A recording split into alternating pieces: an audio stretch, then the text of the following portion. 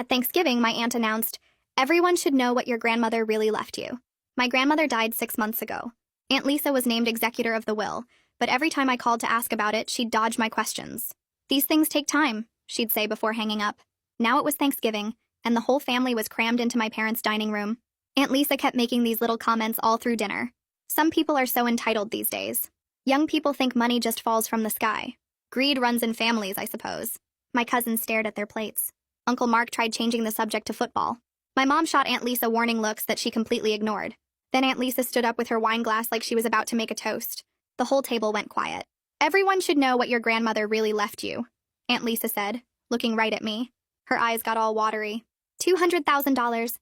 And this child, she pointed her index at me, has been calling me constantly, demanding to know where it is. My face went hot. Everyone was staring at me now. "I understand you're young and excited about money," Aunt Lisa continued, dabbing her eyes with a napkin. "But some of us are dealing with real problems." "Lisa, no need," my mom started. "No, let me finish." Aunt Lisa's voice cracked. "My husband needs emergency surgery." Uncle Mark nodded uncomfortably beside her, looking down at his feet like he was forcing himself to stay quiet for some reason. "Our daughter's college fund is empty. We're about to lose our house," Aunt Lisa said through tears. My stomach twisted into knots. I hadn't known any of that. My mom instinctively reached over and squeezed my hand. "We didn't want to drop this on you during Thanksgiving, but since you brought it up first, we figured it would be best to tell the truth." The guilt and embarrassment I felt made me completely miss that Lisa brought the will up first, not me. "I would never ask this," Aunt Lisa said, more tears forming now. "But if you could just be patient about the money while we figure out our medical bills." She looked around the table. "Your grandmother would want family to help family, wouldn't she?" My uncle nodded. My cousins nodded.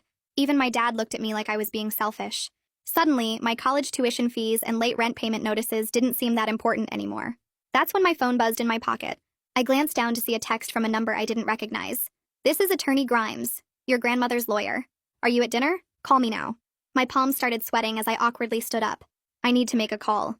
As I excused myself from the table, my cousin grabbed my arm and whispered, "My mom, Lisa, bought a new Mercedes for herself last month." I froze. "What? And my dad's surgery?" She glanced back at the table. "That was over a year ago. Insurance covered it." My brows furrowed. I walked into the backyard trying to process what I'd just been told, and my hands shook as I dialed the number.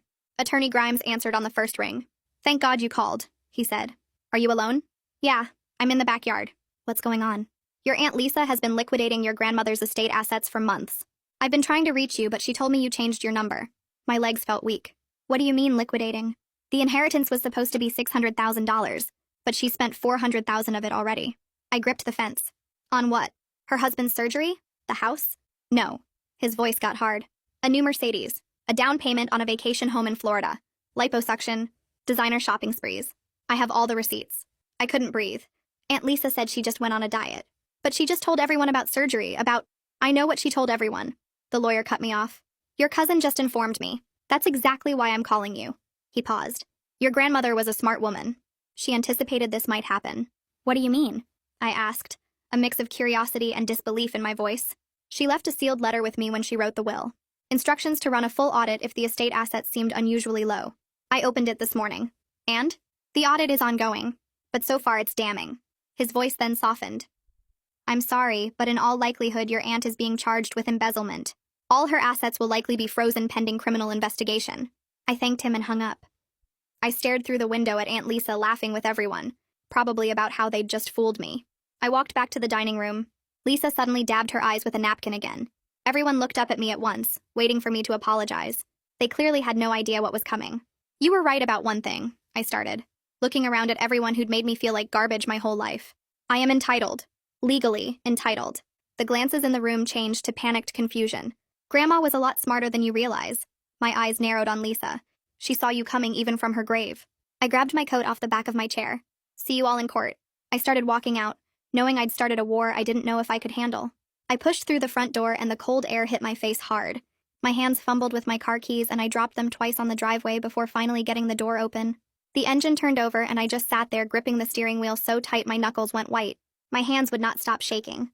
I kept hearing Attorney Grimes's voice in my head saying $400,000 over and over. Vacation homes, plastic surgery, $400,000 that should have been mine.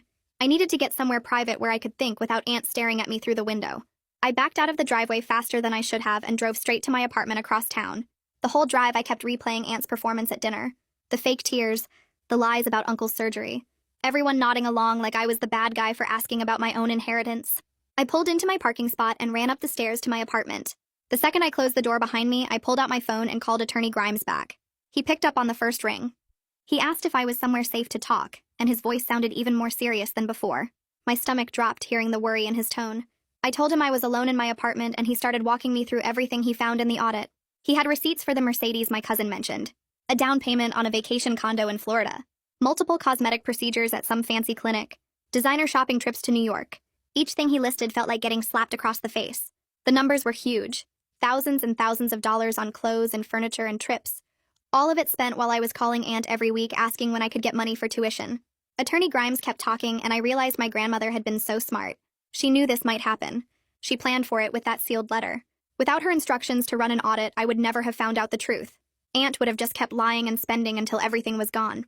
I was still on the phone when my roommate came home and found me crying at the kitchen table. I had printed out some of the documents Attorney Grimes emailed me, and they were spread all over the table. My roommate took one look at my face and went to make tea without asking questions. When she came back with 2 mugs, I explained everything. How Aunt stole my inheritance. How she humiliated me at Thanksgiving in front of everyone. How $400,000 was just gone on stupid luxury stuff. My roommate listened to the whole story and then immediately told me not to worry about utilities this month. She said I could skip my share until things got sorted out. I almost started crying again because she was being so nice. My phone buzzed on the table and I saw a text from my mom. It said, "Please come back and work this out like family." Reading that message made me so angry. She sat there at dinner and watched Aunt perform her whole sob story. She squeezed my hand like she felt bad for me, but she never once spoke up. She never once told Aunt to stop lying. I typed out a response saying she should have defended me. Then I deleted it. I typed another one asking why she let Aunt humiliate me. Deleted that too. I typed a third response, but my hands were shaking too much, so I just put the phone down. I spent the rest of the night staring at the documents. The next morning, I got up early and started gathering every paper I had related to the estate. The original copy of the will that my grandmother's lawyer mailed me. Printed emails where Aunt kept dodging my questions about timing. My tuition bills with the big red past due stamps. Rent notices from my landlord. I laid everything out on the floor in order by date. Looking at it all together, I could see the pattern so clearly. Every time I asked a direct question, Aunt would say, "These things take time or I'll get back to you soon." She was stalling, buying herself more time to spend the money before I figured out what was happening. The pattern of delays suddenly made perfect sense. My laptop dinged with a new email from Attorney Grimes. He sent me a detailed list of everything he needed from me. Signed authorization forms so he could request official documents. A written timeline of every time I tried to contact Aunt about the will. My availability for meetings this week. Seeing concrete action steps made me feel slightly less overwhelmed. At least I knew what to do next. I responded to his email within an hour with all the information he asked for. Then I checked my other email and my stomach dropped again. There was a notice from the college saying I had a tuition hold on my account. I could not register for next semester until I paid my outstanding balance in full. I clicked over to my rent payment portal and saw another notice. My rent was officially late as of today. The late fee had already been added to what I owed. $50 on top of the $1,200 I was already behind. My financial situation kept getting worse while Aunt was probably relaxing in her new Mercedes. 2 days went by in a blur of paperwork and stress. Then I had my first video call with Attorney Grimes. He shared his screen and started showing me bank statements from the estate account. The Mercedes cost $68,000. The Florida condo down payment was $90,000. Then there were dozens of smaller charges at luxury stores. $1,500 at some designer handbag place. $3,000 at a furniture store. $800 at a spa. The charges just kept coming and they added up to tens of thousands more. I felt sick watching the numbers scroll past. Attorney Grimes explained he was drafting an emergency petition to freeze all remaining estate assets and remove Aunt as executor. The legal words sounded scary and complicated. Temporary restraining order, breach of fiduciary duty, misappropriation of funds. But he walked me through each step carefully. He explained how the emergency petition worked, how we would present evidence to the judge, how my grandmother had anticipated exactly this situation in her sealed letter. He kept assuring me we had a strong case. He said my grandmother had been smart enough to build in protections. Hearing him explain the plan made me feel like maybe I could actually win this fight. I grabbed my phone and pulled up my cousin's number. My hands were still shaking a little from everything attorney had just told me, but I needed to hear this directly from her. I typed out a quick message asking if she could talk privately and hit send before I could second-guess myself. The 3 dots appeared almost immediately showing she was typing back. She said she could call me in about an hour once she got to her car. I spent that hour pacing around my apartment trying not to think about Aunt sitting at that Thanksgiving table, probably laughing about how she fooled everyone. My phone finally rang and I answered on the first ring. My cousin's voice was quiet and nervous, like she was worried someone might hear her, even though she said she was alone in her car. She told me her mom bought the Mercedes last month and had been showing it off to relatives.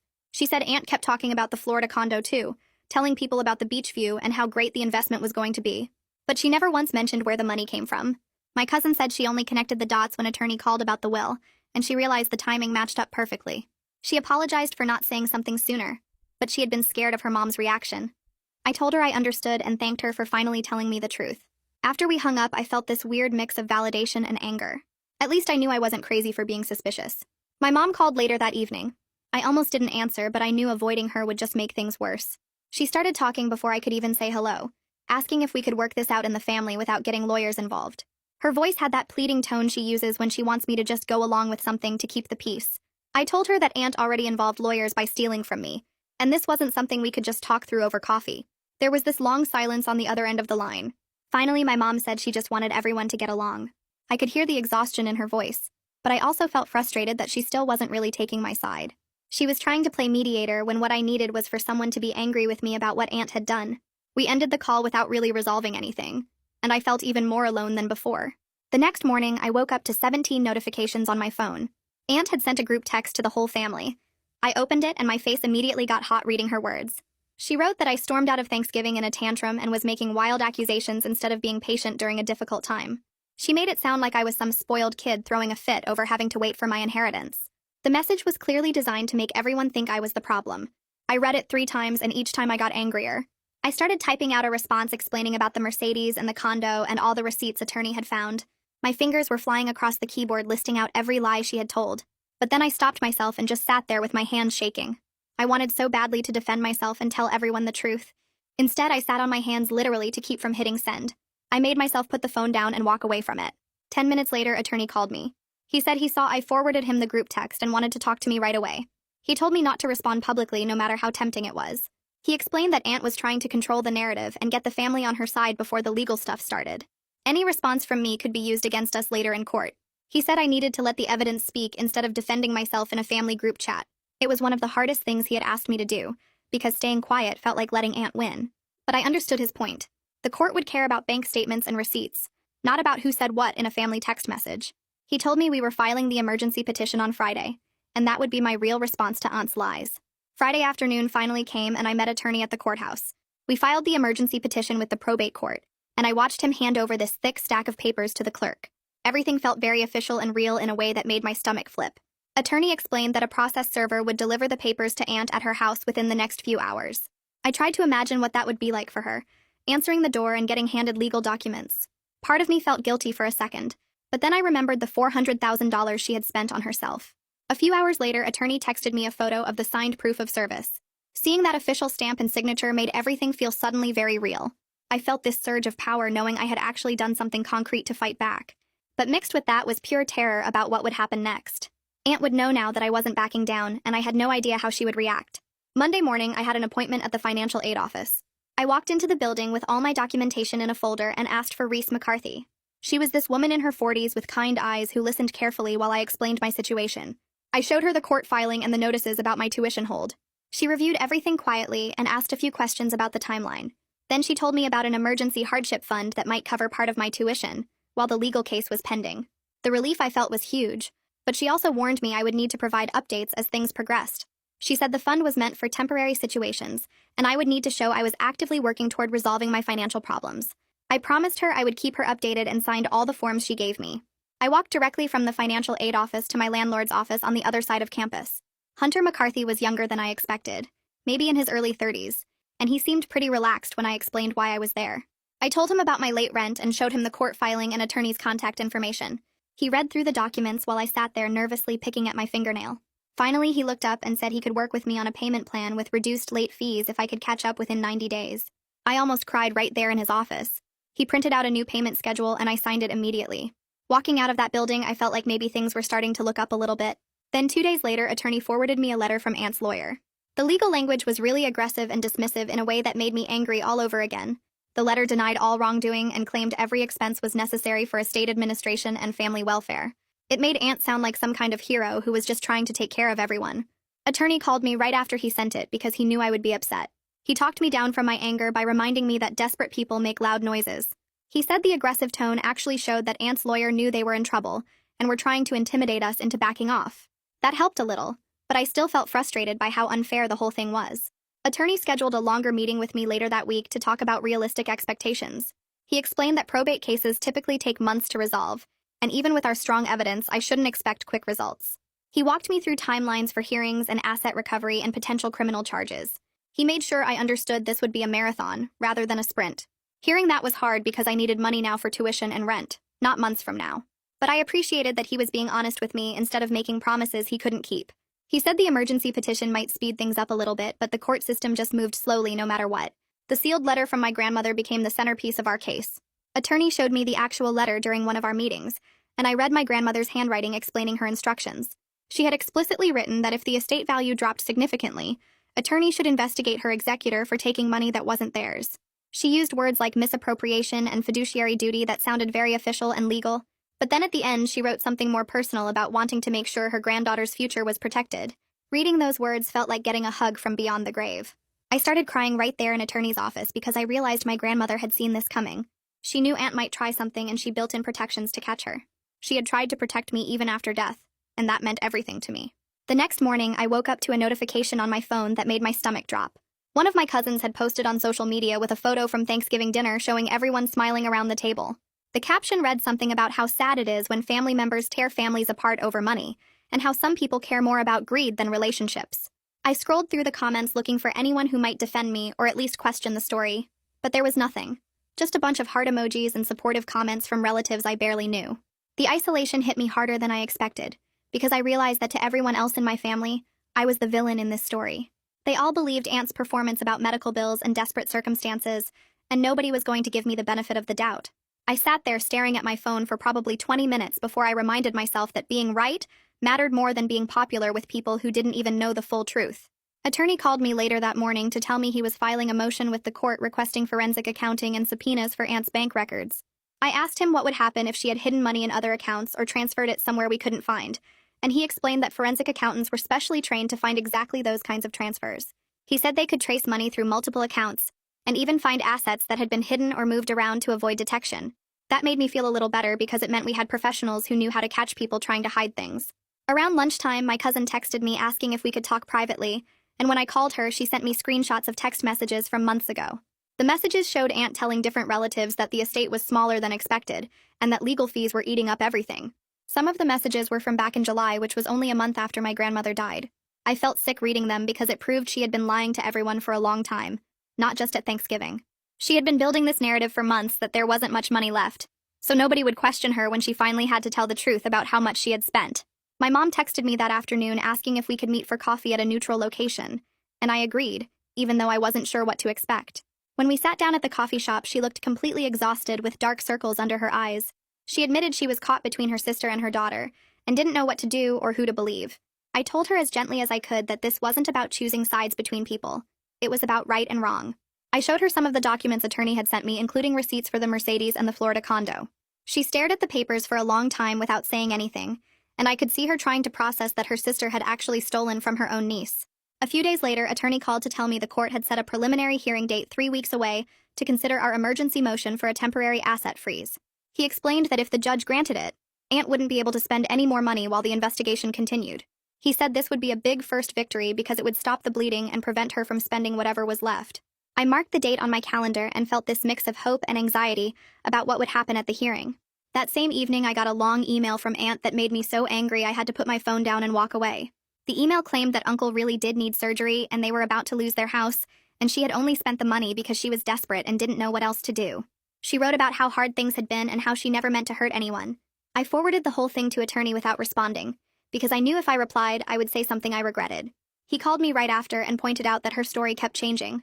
First it was current medical bills, and now it was past desperation, and the inconsistency actually helped our case. The next day, I had an appointment at the financial aid office with Reese, who handled hardship cases. I brought all my documentation, including the court filings and attorney's contact information. She reviewed everything carefully and told me they could approve a conditional short-term deferment that would cover half my tuition until the end of the semester. She warned me that I would need to show progress on resolving my financial situation by January, or the deferment would end, and I would owe the full amount. I thanked her probably 5 times because it meant I could stay enrolled while the legal case moved forward. Later that week, I met with my landlord Hunter to discuss my late rent situation. I had prepared a written proposal for a payment plan and brought copies of the court documents to prove this wasn't just an excuse. He looked over my proposal and agreed to accept it with one change. He would waive half the late fees since I had provided proper documentation of my legal situation. I almost cried right there in his office because I had been so worried he would evict me. Walking out of that building, I felt like maybe things were starting to look up a little bit. Then 2 days later, attorney forwarded me a letter from Ant's lawyer. The legal language was really aggressive and dismissive in a way that made me angry all over again. The letter denied all wrongdoing and claimed every expense was necessary for estate administration and family welfare. It made Aunt sound like some kind of hero who was just trying to take care of everyone. Attorney called me right after he sent it because he knew I would be upset. He talked me down from my anger by reminding me that desperate people make loud noises. He said the aggressive tone actually showed that Ant's lawyer knew they were in trouble and were trying to scare us into backing off. A week before the hearing, attorney forwarded me a preliminary report from the forensic accountant Patrick. The report showed that Patrick had traced transfers to a cosmetic surgery clinic totaling $32,000. The dates matched up with when Aunt claimed she had been on a diet and lost weight naturally.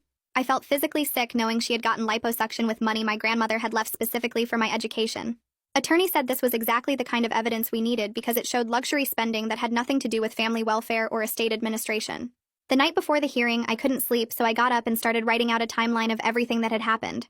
I listed every phone call where Aunt dodged my questions, every lie she told at Thanksgiving, every document attorney had found.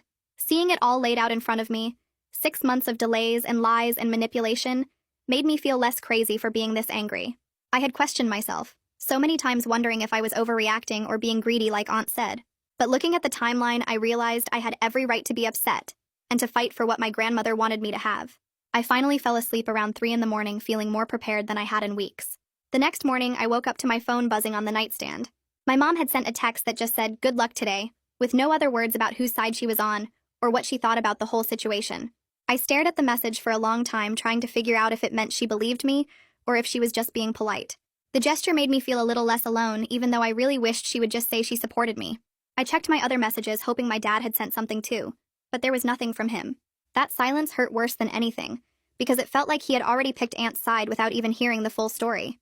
I got dressed in the nicest clothes I owned and tried not to think about how my hands were shaking while I buttoned my shirt. Attorney called at 8 to confirm I was ready, and told me to meet him at the courthouse steps at 9:30. The drive there felt like it took forever, even though it was only 15 minutes. I kept rehearsing in my head what I might have to say if the judge asked me questions directly. The hearing itself went by really fast, but every minute felt super intense. Attorney presented all our evidence while I sat behind him in the gallery trying not to make eye contact with Aunt, who was sitting across the aisle with her lawyer. The judge looked through the bank statements and receipts that showed the Mercedes purchase and the Florida condo down payment. Aunt's lawyer stood up and argued that everything she spent was needed for estate management and taking care of family members during a difficult time. His voice sounded really confident, like he actually believed what he was saying. Attorney responded by pointing to the sealed letter from my grandmother and the forensic accounting report that proved the spending had nothing to do with estate business. The judge asked a few questions about specific transactions and then announced he was granting a temporary asset freeze on all remaining estate funds. He also said he was appointing Becca as a neutral administrator to take over from Aunt until everything got sorted out. Walking out of the courthouse, I felt this weird mix of being right about everything, but also completely drained from watching Aunt glare at me the whole time. Her eyes looked angry in a way that made my stomach hurt, even though I knew I hadn't done anything wrong. Aunt stormed out ahead of us, and I watched her yank her phone out of her purse before she even got to her car. 5 minutes later, my phone started going crazy with notifications. She had started a family group chat and was already typing paragraph after paragraph about how the judge was clearly biased and how I was destroying the family over greed. Messages started pouring in from relatives I barely knew. Some of them were asking what happened, while others were already taking sides without knowing any facts. Requested Reds is on Spotify now. Check out link in the description or comments. Uncle sent a message saying the whole thing was a misunderstanding. One of my other cousins wrote that I should have just waited patiently like Aunt asked. My phone kept buzzing over and over until my hands started shaking so bad I could barely hold it. I opened the settings and muted the whole chat because I couldn't handle reading any more messages about how I was the bad guy in this situation. Attorney called me the next afternoon and asked if I could come to his office to talk about what happens from here. I drove over right after my last class and found him sitting at his desk with a bunch of legal documents spread out in front of him. He explained that our next step was filing a motion to permanently remove Aunt as executor, since the temporary freeze was only good for 30 days. He also said he was going to recommend referring the case to the district attorney's office for possible criminal charges. The word criminal made everything feel suddenly very real and scary in a way it hadn't before. I asked him what that meant exactly, and he said Aunt could potentially face charges for embezzlement and breach of her legal duty as executor. He told me the decision about criminal prosecution wasn't up to us, but the evidence was strong enough that the DA would probably want to investigate. I sat there trying to process that my aunt might actually go to jail over this, and feeling sick about it even though I knew she deserved consequences for what she did. A few days later, attorney forwarded me the complete forensic report from Patrick. I opened the file and started reading through page after page of bank transactions and account transfers. About halfway through, I found something that made me stop breathing for a second. The report showed that Aunt had transferred $75,000 to Uncle's business account last year. The date was right around when she first became executor of the will. Attorney called me right after he sent the report because he knew I would have questions. He explained that this transfer meant Uncle was either in on the whole thing from the start, or he knew about the money and chose not to ask where it came from. Either way, it was more proof that Aunt had deliberately taken money that wasn't hers, and used it for personal stuff that had nothing to do with managing the estate properly.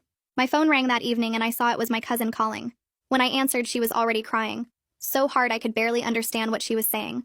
She kept apologizing and saying she was scared about what would happen to her mom, but she also knew her mom had done something really wrong. I told her that telling the truth didn't make her a bad daughter, and that sometimes loving someone means holding them responsible when they mess up. We talked for over an hour about how families can care about each other and still admit when someone has crossed a line. She told me she felt guilty for warning me about the Mercedes at Thanksgiving, because now her mom might face criminal charges. I reminded her that her mom's choices were what caused this mess, not her honesty about what was happening. By the end of the call, she seemed a little calmer, and I felt glad that at least one person in the family understood why I had to fight back. 2 days later, I got an email from Becca asking for copies of any estate-related documents I had. She needed everything I could find, including the original will, any letters from my grandmother, and all my email exchanges with Aunt about the inheritance. I spent that whole evening scanning papers and organizing files on my computer. My roommate brought me coffee while I worked and asked if I was doing okay. The process of gathering everything and sending it to the administrator made me feel like I was taking back some control over a situation that had felt completely out of my hands for months. Every document I scanned was proof that I had been asking reasonable questions and that Aunt had been dodging them the whole time. A week after the hearing, a letter arrived from Aunt's lawyer with a proposal for family mediation. The letter had all this language about keeping things private and avoiding more legal costs that would eat up what was left of the estate. It talked about how mediation would be better for everyone and help us resolve things without destroying family relationships. For a few minutes, I actually felt tempted by the idea of just ending this whole nightmare quickly. I was so tired of the constant stress and the family drama and having to think about legal stuff all the time. I called attorney to ask what he thought about the mediation offer. Attorney listened to me read the whole letter and then said mediation could work, but only if Aunt agreed to provide complete financial disclosure first. He explained that mediation was pointless if she was still hiding assets or lying about where money went. He sent a response to her lawyer saying we would consider mediation only after receiving full documentation of every estate transaction. Her lawyer wrote back refusing that condition and saying we were being unreasonable. Attorney called me after he got that response and said the refusal proved Aunt was definitely still hiding something. I felt relieved that he wasn't going to let me get talked into a bad deal just because I was exhausted and wanted it to be over. The legal case kept dragging on, and I needed money to cover my regular expenses while we waited for everything to get resolved. I picked up extra shifts at my campus job working in the library. Some weeks I was pulling 25 hours on top of my full class schedule. The exhaustion was really intense, especially when I had to go straight from work to meetings with attorney or court appearances. Balancing classes and work and constant legal stuff felt impossible most days. But staying busy actually helped keep me from spiraling into panic about money or obsessing over what relatives were saying about me. Every shift I worked was money I earned myself that nobody could take away or lie about or use to manipulate me.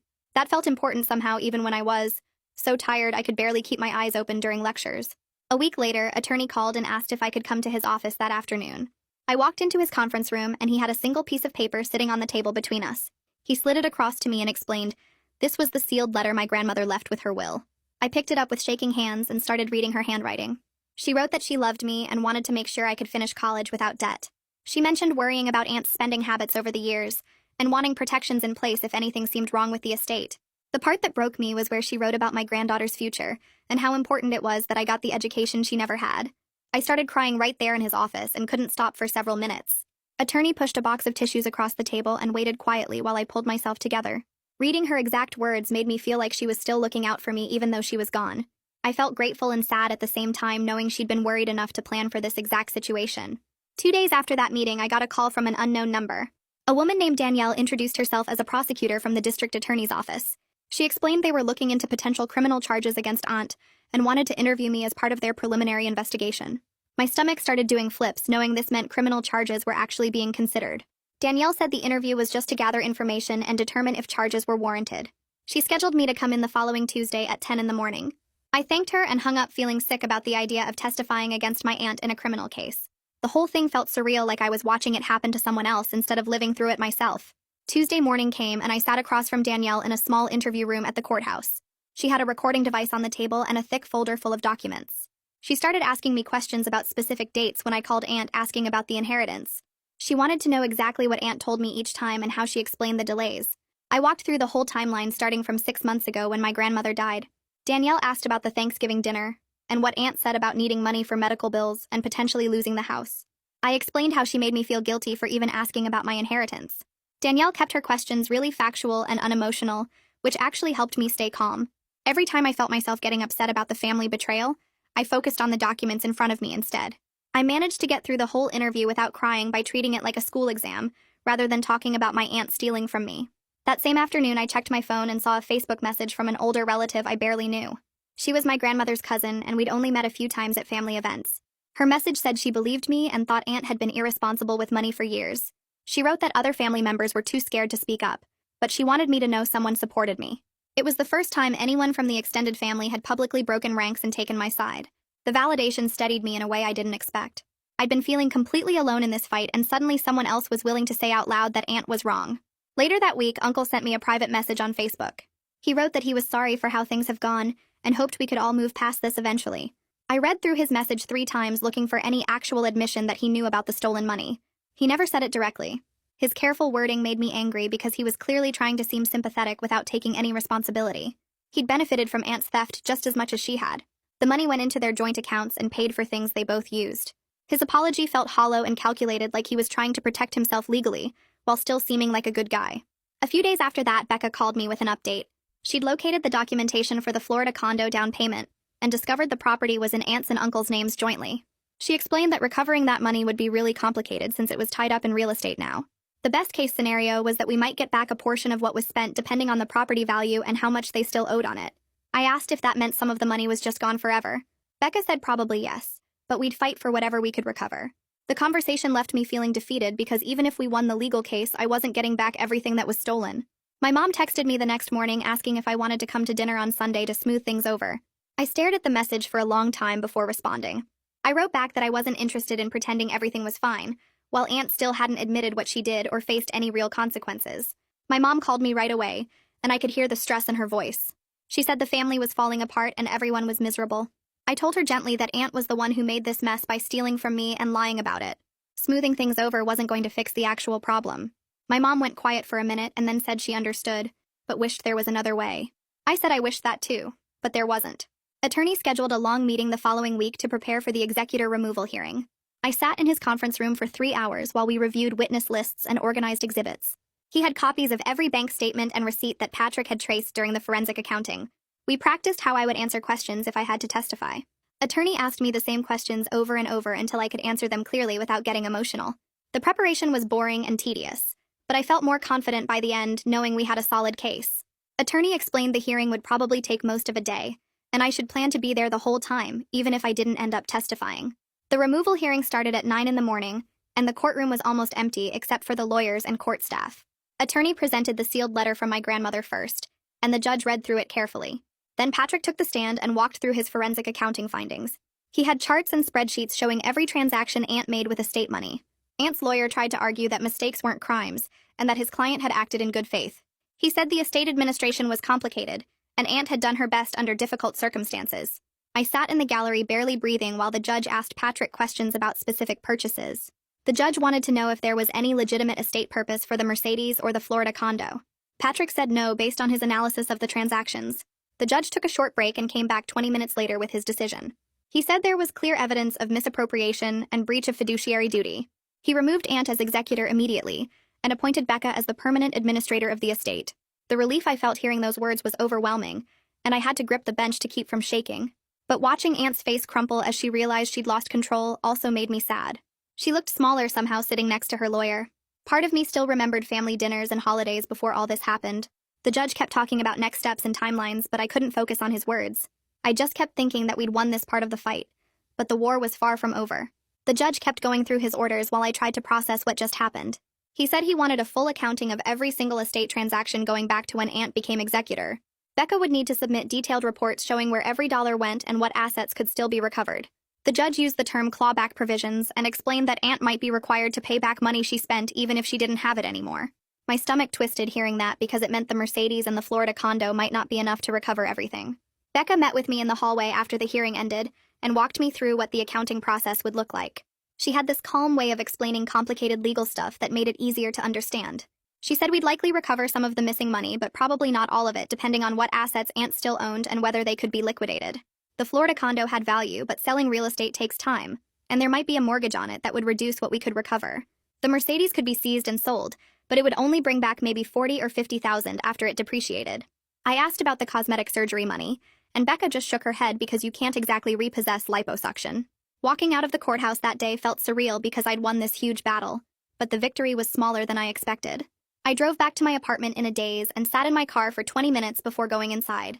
2 weeks crawled by while I waited to hear what would happen next. I kept going to classes and working my campus job, but my brain was somewhere else most of the time. My roommate noticed I was distracted and kept asking if I was okay, but I didn't know how to explain that I was waiting to find out if my aunt would be arrested. Then attorney called me on a Wednesday afternoon and told me that Danielle from the district attorney's office had filed criminal charges. The charges were embezzlement and breach of fiduciary duty, which sounded serious and official in a way that made my hands shake. Attorney said Aunt would be arrested and would have to post bond before she could be released. I asked what bond meant, and he explained it was basically money to make sure she showed up for court dates. The amount was set at $50,000, which seemed like a lot, but attorney said it was actually pretty standard for this type of crime. Aunt posted bond through a friend the same day she was arrested, so she didn't spend any time in jail. Part of me felt relieved about that because despite everything she was still family, and the thought of her in a cell made me feel sick. But another part of me was angry that she could just pay her way out while I was still dealing with late rent and tuition holds. The local newspaper ran a small story about the charges 2 days later. Someone sent me a link and I made the mistake of reading it during my lunch break at work. Seeing my grandmother's name in print connected to words like embezzlement and criminal charges made my stomach hurt, even though I knew Aunt deserved consequences. The article was only 4 paragraphs and didn't name me specifically, but anyone who knew our family would know exactly who the victim was. My phone started buzzing with texts from relatives I hadn't heard from in months. Most of them were supportive, but a few made comments about how this didn't need to become public, and couldn't we have handled it privately. I didn't respond to any of them because attorney had told me not to discuss the case with family members. I scheduled another meeting with Reese at the financial aid office to update her on everything that happened. She'd been checking in with me every couple weeks since the first deferment was approved, and she seemed genuinely invested in helping me stay enrolled. I brought copies of the court orders and the criminal charges to show her the case was moving forward. Reese reviewed all the documents carefully and asked questions about the timeline for when estate funds might be released. I told her honestly that I didn't know for sure, but Becca was working on the accounting and things were progressing. Reese pulled up my student account on her computer and started typing notes. She said based on documented legal hardship, she could extend my tuition deferment through the spring semester. The extension meant I could stay enrolled and keep taking classes while waiting for the inheritance money to come through. Relief washed over me hearing those words because I'd been terrified of having to drop out. Reese explained the deferment was conditional, and I'd need to provide updates if anything major changed with the case. She also reminded me that interest would still accrue on any loans I had, but at least I wouldn't be kicked out of school. I thanked her probably 5 times before leaving her office. Walking across campus afterward, I felt lighter than I had in weeks. The legal battle was still ongoing and my family was still a mess, but at least I could finish my degree. That same afternoon, I went to Hunter's office to talk about my rent situation. I'd been making small payments when I could, but I was still behind, and the late fees kept piling up. Hunter managed several apartment buildings near campus, and I'd always had a decent relationship with him before all this started. He pulled up my payment history on his computer, and I could see the red marks showing missed payments and accumulated fees. I explained what was happening with the estate case and showed him the same court documents I'd shown Reese. Hunter read through everything and asked a few questions about when I expected to receive money. I told him the same thing I told Reese, which was that I didn't have an exact timeline, but things were moving forward. Hunter leaned back in his chair and thought for a minute. He said he could restructure my catch-up plan to spread the payments over 6 months instead of 3. The late fees would stay on my account because they were already charged, but the longer timeline meant I could actually make the payments without destroying my budget. I did quick math in my head and realized 6 months of smaller payments was way more manageable than 3 months of huge ones. I agreed immediately, and Hunter printed out a new payment agreement for me to sign. He made me promise to communicate with him if anything changed, and not just stop paying without explanation. I promised and meant it because he was being more than fair with me. Leaving his office, I felt another weight lift off my shoulders. My financial situation was still tight, but at least I had a realistic plan for catching up on rent. My mom showed up at my apartment one evening without calling first. I heard the knock and opened the door to find her standing there holding a bag of groceries. She asked if she could come in, and I stepped aside to let her pass. We hadn't talked much since the hearing, except for a few short text exchanges. She unpacked the groceries in my kitchen, which included actual food, and not just ramen and frozen pizza. I sat at my small table and watched her move around my apartment, straightening things that didn't need straightening. Finally, she sat down across from me and said she needed to tell me something. Her voice was quiet, and she looked tired in a way I hadn't noticed before. She admitted she knew Aunt had spending problems, but didn't think it was this bad. She talked about how Aunt had always been impulsive with money even when they were younger. There were credit card debts and bad financial decisions going back years. Mom said she thought Aunt would be more responsible handling grandmother's estate because it was family money and there were legal requirements. She realized now that was naive and she should have spoken up sooner. I asked why she didn't defend me at Thanksgiving, and her eyes got watery. She said she was trying to keep peace in the family and didn't want to believe her sister could do something so terrible. We talked for over an hour about enabling versus helping, and what it means to support family when they're doing wrong things. Mom said she was proud of me for standing up for myself even though it was hard. She admitted she struggled with setting boundaries with Aunt, and watching me do it made her realize she needed to work on that too. I told her I was still hurt she didn't defend me when Aunt was lying to everyone, but I understood she was in a difficult position. It wasn't a perfect conversation and we didn't fix everything, but it felt like a real honest talk for the first time in months. Mom hugged me before she left and said she'd try to do better. I believed her. My cousin called me a few days later and asked if we could meet for coffee. We picked a place halfway between our apartments and sat in a corner booth away from other people. She looked nervous, stirring her drink and not making eye contact. Finally, she said she wanted to thank me for standing up to her mom. Her voice cracked a little when she said it. She explained that watching someone finally hold Aunt accountable had been both painful and freeing for her. She talked about growing up with a mom who was financially irresponsible and manipulative. There were times when rent didn't get paid, or utilities got shut off because her mom spent money on things they didn't need. Uncle would try to fix it, but he enabled Aunt's behavior by always bailing her out. My cousin said she learned to lie to protect her mom's image, and it became this automatic thing she did without thinking. She felt safer now telling the truth about things because I'd proven that speaking up was possible. I told her I was sorry she grew up dealing with that and I wished I'd known sooner. She said it wasn't my fault, and she was glad the truth finally came out, even though it was messy. We talked about how hard it is to love someone and still acknowledge they're hurting people. My cousin mentioned she'd started seeing a therapist to work through everything and it was helping. I thought about doing the same thing because this whole situation had definitely messed with my head. We finished our coffee and hugged in the parking lot. My cousin said she'd always have my back no matter what happened with the legal case. That meant more to me than she probably realized. Becca sent me an email with a detailed projection of what I could expect to recover from the estate. I opened it on my laptop and had to read through it twice to understand all the numbers. After legal fees and what could be recovered from Aunt's assets, the projection showed I'd likely receive between $240,000 and $300,000. My heart sank seeing that number because it was less than half of the original $600,000. I called attorney right away, and he walked me through the breakdown. Some of the money Aunt spent was just gone and couldn't be recovered. The cosmetic procedures, the shopping trips, the cash withdrawals that went to who knows what. The Mercedes and the Florida condo had value, but there were loans against both that reduced what we could get back. Legal fees for both the probate case and the criminal case were eating up more of what remained. Attorney reminded me that $240,000 to $300,000 was still a significant amount of money, and we'd fought hard to get even that much back. He said without grandmother's sealed letter and the forensic accounting, we might not have recovered anything. I knew he was right, but it was hard not to feel angry about what Aunt had stolen. That money was supposed to be for my education and my future, and she'd spent it on plastic surgery and vacation homes. I thanked attorney for everything he'd done and hung up feeling deflated. Later that night, I let myself cry about it because holding it in wasn't helping. My roommate heard me and came to check on me. I showed her the projection email and she said $240,000 was still enough to finish school and start my life. She was right, but the loss still hurt. I kept working my campus job over the next few months and slowly paid down my rent like I'd promised Hunter. Each payment was small, but seeing the balance decrease felt like progress. I was taking care of myself even when family let me down, and that mattered. My coworkers didn't know about the legal drama, and I liked having one part of my life that felt normal. I picked up extra shifts when I could and saved every dollar that wasn't going to rent or basic expenses. The routine helped keep me grounded when everything else felt chaotic. Some days I'd be shelving books in the library and forget about the court case for whole hours at a time. Those moments of peace were rare, but I appreciated them. My grades stayed decent despite everything, which felt like a small miracle. Professors didn't know what I was dealing with, and I didn't tell them because I didn't want special treatment. I just wanted to prove I could handle my responsibilities even when life got complicated. Every rent payment felt like a small victory. Every completed assignment felt like proof I was stronger than I thought. The money situation was still tight and the legal case was still ongoing, but I was managing. That had to count for something. Attorney called me in early March with news that Aunt's lawyer had approached him about a plea deal. My stomach dropped hearing those words because I knew what they meant. Aunt would plead guilty to reduce charges in exchange for a structured plan to pay back what she stole. Attorney explained the details carefully. The charges would be reduced from felony embezzlement to a lesser offense. Aunt would avoid jail time but would be on probation. The plan would require regular payments over several years with interest. Danielle from the DA's office wanted my input on whether I'd support the deal. I sat there holding my phone, not knowing what to say. Part of me wanted Aunt to face the full consequences of what she did. She'd lied to everyone, stolen from family, and tried to make me look like the bad guy. But another part of me was exhausted from fighting and just wanted this to be over. Attorney didn't push me either way. He said it was my decision and he'd support whatever I chose. I told him I needed time to think about it and he said that was fine. I spent the next few days turning it over in my mind. A trial could drag on for years. There was no guarantee we'd win or that I'd get more money back. The plea deal meant certain payments even if they were smaller than what was stolen. I talked to my roommate about it and she said sometimes getting something with certainty is better than risking everything for a maybe. That made sense, but it still felt like letting Aunt off easy. I called Attorney back after talking to my mom about the plea deal.